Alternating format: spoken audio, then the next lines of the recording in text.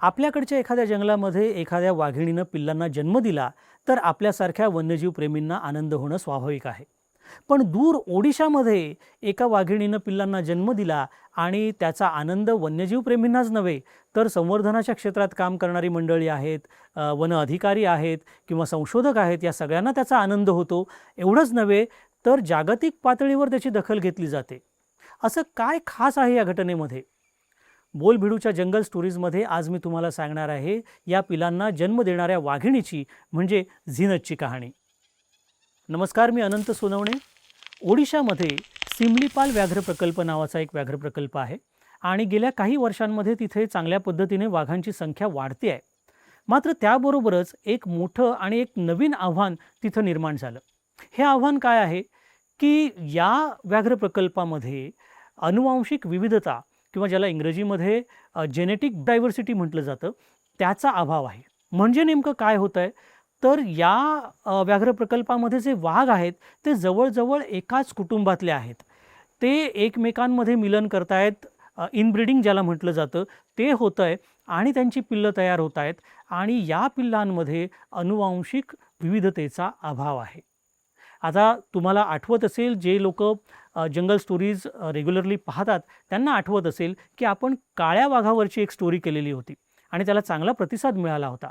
हा काळा वाघ जो आहे तो याच ओडिशामधल्या याच सिमलीपाल व्याघ्र प्रकल्पातला आहे आणि त्याचा रंग काळा होण्याचं किंवा ज्याला मेलेनिस्टिक सुडो मेलेनिस्टिक टायगर असं म्हटलं जातं, या पद्धतीमध्ये तो येण्याचं कारण मुळात हे आहे की तिथे इनब्रीडिंग होतं आहे, आपापसात मिलन होतं आहे आणि त्याच्यामुळे जेनेटिकली मॉडिफिकेशन होऊन त्यांच्या जीन्समध्ये काही मॉडिफिकेशन होऊन त्यांचा रंग हा वेगळ्या पद्धतीचा झालेला आहे. आणि ही सगळ्यात मोठी चिंता, हे सगळ्यात मोठं आव्हान या व्याघ्र प्रकल्पासमोर गेल्या काही वर्षांपासून आहे. आता हे नेमकं का होतं? कारण हा व्याघ्र प्रकल्प जो आहे, हे जंगल जे आहे ते इतर जंगलांपासून तुटलेलं आहे. इतर जंगलांना जोडणारे कॉरिडॉर या ठिकाणी अस्तित्वात नाहीत. त्यामुळे इथले टायगर बाहेर जाणं किंवा बाहेरचे टायगर या व्याघ्र प्रकल्पामध्ये येणं आणि त्यांचं मिलन होऊन अनुवांशिकता विविधता जपली जाणं हे इथं होत नाही आणि त्याच्यामुळे हे मोठं आव्हान उभं राहिलं आहे. मग आता याच्यावर उपाय काय करायचा? त्याच्यासाठी ओडिशा वन विभागानं एक खूप मोठा धाडसी निर्णय घेतला, तो म्हणजे बाहेरून वाघ इथं आणण्याचं. 26 सप्टेंबर 2024ला केंद्रीय वन आणि पर्यावरण मंत्रालयाने या प्रकल्पाला परवानगी दिली. आता या वाघिणी आणायच्या कुठून? तर त्यासाठी निवड झाली महाराष्ट्रातल्या ताडोबा अंधारी व्याघ्र प्रकल्पाची. या व्याघ्र प्रकल्पामधल्या झीनत आणि जमुना या दोन तरुण वाघिणींची निवड करण्यात आली. साधारणतः ऑक्टोबर-नोव्हेंबर 2024 या 2 महिन्यांमध्ये या दोन्ही वाघिणींना ताडोबामधून पकडलं गेलं आणि सिमलीपालला म्हणजे ओडिशामध्ये हलवण्यात आलं. तर ही सगळी प्रक्रिया अशी असते की जेव्हा वाघांना बाहेरून आणलं जातं दुसऱ्या जंगलातून, तेव्हा त्यांना थेट त्या जंगलामध्ये सोडलं जात नाही, तर त्यांना आधी एका बंदिस्त जागेमध्ये ठेवलं जातं, ज्याला सॉफ्ट एन्क्लोजर असं म्हटलं जातं. पिंजऱ्यापेक्षा एक मोठी जागा असते ती आणि त्याचा उद्देश असा असतो की या नवीन भूप्रदेशाचा, नवीन जंगलाचा त्यांना अनुभव घेता यावा. जसं आता या केसमध्ये काय झालं की वाघिणी आणल्या होत्या महाराष्ट्रातून, ताडोबामधून. जे जंगल आहे सागाचं, बांबूच्या बनांचं, जिथं उन्हाळ्यामध्ये पाणी आटतं, आणि त्यांना उचलून आपण आणलेलं आहे ओडिशामध्ये, जिकडची भौगोलिक परिस्थिती कम्प्लिटली वेगळी आहे. तर त्यांना याचा सराव व्हावा म्हणून या सॉफ्ट एन्क्लोजरमध्ये या दोघींना ठेवलं होतं, ज्यांचं नाव होतं जमुना आणि झीनत. आता कालांतराने त्यांना जंगलामध्ये रिलीज केलं गेलं. मग झालं काय की या दोघींनी हे जंगल एक्सप्लोर करायला सुरुवात केली की नेमकं हे जंगल कसं आहे, इथं आपल्याला कुठे राहता येईल, कुठे आपलं क्षेत्र बनवता येईल. आणि हे करत करत असताना जमुनाला आपलं क्षेत्र सापडलं, ती तिथं स्थिरावली. मात्र झीनतने वेगळा निर्णय घेतला. 3 वर्षांची तरुण वाघीण, तिने एक वेगळा निर्णय घेतला. तिने विचार केला की मी सिमलीपालच्या बाहेर जाऊन माझं क्षेत्र निर्माण करण्याचा प्रयत्न करते. डिसेंबर 2024मध्ये झीनतने सिमलीपाल सोडलं. तिने चालायला सुरुवात केली. 1 नाही, 2 नाही, 10 किंवा 20 नाही, तब्बल 250 ते 300 किलोमीटर अंतर तिनं चालून पार केलं. ओडिशातून बाहेर पडून ती आधी झारखंडमध्ये गेली. झारखंडचा प्रदेश तुडवून ती पुन्हा पोचली पश्चिम बंगालमध्ये. आता हा सगळा तिचा जो प्रवास होता तो संवर्धनवाद्यांना, वनाधिकाऱ्यांना किंवा जे संशोधक आहेत त्या सगळ्यांना चिंतेत पाडणारा होता, कारण आता तिचा प्रवास एका धोकादायक वळणावर आला होता. लक्षात घ्या, एक छोटीशी चूक आणि तिचा अंत लगेचच झाला असता. म्हणजे काय, एखादा अपघात होऊ शकत होता, माणसाशी संघर्ष होऊ शकत होता, शिकाऱ्यांची नजर तिच्यावर जाऊ शकत होती. त्यामुळे आता तिचा प्रवास थांबवून तिला पकडणं आवश्यक झालं होतं. अर्थात तिला पकडणं काही सोपं नव्हतं. ओडिशा, पश्चिम बंगाल, झारखंड या तिन्ही ठिकाणच्या वन अधिकाऱ्यांनी, वनविभागांनी एकत्रित विचारविनिमय केला आणि तिला पकडण्याची मोहीम आखली. 21 दिवस प्रयत्न झाले आणि अखेर 21व्या दिवशी तिला पश्चिम बंगालमधल्या बानकुरा नावाच्या एका जिल्ह्यामध्ये सुरक्षितरित्या पकडण्यात आलं. असं म्हटलं जातं की यावेळी पश्चिम बंगाल आणि ओडिशामध्ये थोडंसं राजकीय वादसुद्धा झाला की आता ही वाघीण नेमकी कुणाची. मात्र NTCAचं जे मार्गदर्शक तत्त्व असतं त्या तत्वांनुसार आधी तिला कोलकाताच्या एका प्राणीसंग्रहालयामध्ये नेण्यात आलं आणि अखेर पुन्हा ती ओडिशाच्या हवाली करण्यात आलं. तिला 1 जानेवारी 2025 म्हणजे नव्या वर्षाच्या पहिल्या दिवशी झीनत तिच्या घरी पुन्हा गेली, म्हणजे सिमलीपालमध्ये पुन्हा पोचली. आता यावेळी तिकडच्या वनविभागाने एक वेगळी स्ट्रॅटेजी आखली होती.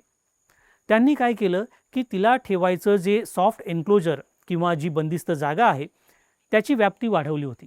जवळजवळ 8 हेक्टर क्षेत्रामध्ये तिचं हे सॉफ्ट एन्क्लोजर बनवलेलं, जेणेकरून तिला जंगलाचा जास्तीत जास्त भाग अनुभवता यावा.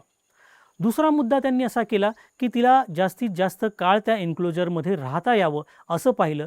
म्हणजे तब्बल 3 महिने ती त्या बंदिस्त जागेमध्ये राहिली. या काळाचा फायदा असा झाला की तिला त्या जंगलाचा अनुभव, तिकडचा वास, याचा अनुभव हा सगळा घेता आला आणि तिला कदाचित स्वतःचाही शोध घेता आला. अखेर 3 महिन्यांनी म्हणजे एप्रिलमध्ये तिला या सॉफ्ट एन्क्लोजरमधून रिलीज करण्यात आलं. यावेळी काहीतरी वेगळं घडलं. झीनतला सिमलीपालचं जंगल अनोळखी राहिलं नव्हतं. ती आता मुक्तपणे या जंगलामध्ये फिरू लागली, जंगल एक्सप्लोअर करू लागली, जंगलाचे विविध भाग पाहू लागले आणि मग हळूहळू ती या जंगलामध्ये स्थिरावली. सिमलीपालच्या कोर क्षेत्रामध्ये तिनं आपलं साम्राज्य निर्माण केलं, आपली टेरिटरी निर्माण केली. आता पुढचा टप्पा होता मिलनाचा. तिला एक स्थानिक नर वाघ भेटला जो सिमलीपालचाच होता मूळ. त्याच्याबरोबर तिचं मिलनसुद्धा झालं. पण कधीकधी काय होतं की निसर्ग वेळ घेतो, योग्य क्षणाची वाट पाहतो. इथे तसंच झालं. मिलन होऊनसुद्धा झीनत आई झाली नाही, तिला पिल्लं झाली नाहीत. जानेवारी 2026मध्ये पुन्हा एकदा स्थानिक नराशी तिचं मिलन झालं आणि मे 2026मध्ये वनाधिकाऱ्यांना आनंदाची बातमी मिळाली. कॅमेरा ट्रॅपिंगचे फोटो तपासत असताना झीनत तिच्या तोंडामध्ये एक इवलंसं पिल्लू घेऊन जाताना या फोटोमध्ये पाहायला मिळालं आणि वनाधिकारी भावूक झाले. आणि ते पिल्लू फक्त एकटं नव्हतं, तर यावेळी झीनतला 4 पिल्लं झालेली होती. बरं, सगळ्यात महत्त्वाचं म्हणजे या 4 पिल्लांपैकी एकही काळ्या रंगाचं नव्हतं, सगळे नियमित रंगांचे होते. त्यामुळे वनाधिकारी भावूक झाले, कारण फक्त एका वाघिणीला पिल्लं होणं हे या प्रसंगाचं औचित्य नव्हतं, तर संवर्धनाच्या प्रकल्पाचं ते एक सगळ्यात मोठं यश होतं. या 4 बछड्यांचं महत्त्व खूप मोठं आहे. लक्षात घ्या की यांची आई झीनत ती आली आहे महाराष्ट्रातल्या ताडोबामधून आणि त्यांचा बाप जो आहे तो सिमलीपालचा, ओडिशाचा आहे. म्हणजे हे आईबाप दोघंही 2 वेगवेगळ्या भूप्रदेशांमधल्या वाघांचा वारसा घेऊन इथे आलेले आहेत आणि त्यांच्या मिलनातून तयार झालेले हे जे 4 बछडे आहेत ते एक नवीन अनुवांशिक विविधता घेऊन जन्माला आलेले आहेत सिमलीपालच्या जंगलामध्ये आणि तोच या संपूर्ण प्रकल्पाचा उद्देश होता. खरं तर झीनत जेव्हा पहिल्यांदा सिमलीपाल सोडून बाहेर गेली तेव्हा अनेकांनी हा प्रकल्प अपयशी ठरला अशी टीका केली होती. पण झीनत पुन्हा आणली गेली आणि ती तिथं स्थिरावली, 4 बछड्यांना जन्म दिला. हे या प्रकल्पाचं खूप मोठं यश आहे असं मला वाटतं. आजच्या घडीला झीनत आणि तिचे 4 बछडे सिमलीपालच्या जंगलात मुक्तपणे वावरत आहेत. त्यांच्यावर सॅटेलाईट कॉलर असेल, VHF सिग्नल असतील किंवा गस्तीच्या माध्यमातून, कॅमेरा ट्रॅपच्या माध्यमातून त्यांच्यावर लक्ष ठेवलं जातं आहे. वनविभागाने गस्त वाढवले, त्यांच्या सुरक्षिततेची काळजी घेतली जाते आहे. पण मला वाटतं की केवळ 4ने वाघांची लोकसंख्या वाढली या आकडेवारीमध्ये या गोष्टीचं सौंदर्य नाही, तर या गोष्टीचं सौंदर्य आहे ही गोष्ट जो आशेचा किरण आपल्याला दाखवते. हा आशेचा किरण काय आहे की संवर्धन आणि विज्ञान यांनी जर हातात हात घालून काम केलं तर निसर्ग दुसरी संधी देतो आणि ही संधी एखाद्या जंगलाचं संपूर्ण भविष्य बदलू शकते. झीनतची ही कहाणी तुम्हाला कशी वाटली आम्हाला नक्की सांगा आणि जंगल स्टोरीजमध्ये अशा प्रकारच्या कुठल्या गोष्टी तुम्हाला ऐकायला आवडतील हे सुद्धा कमेंटमध्ये लिहून नक्की कळवा.